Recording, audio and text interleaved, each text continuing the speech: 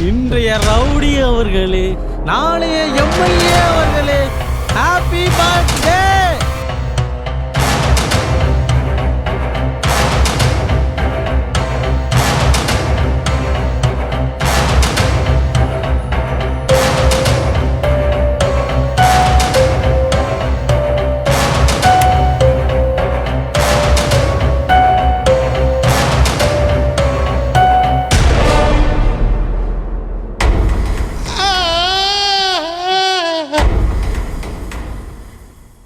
ஒருத்தன் ஆம்பளன்னு சொல்றவன் குனிஞ்சு பார்த்தா குஞ்சுமணியாவது பார்க்கணும், இல்ல பெருவரலாவது பார்க்கணும். இப்ப ரெண்டையுமே பார்க்கணும். அவன் ஆம்பளையே கிடையாதுடா.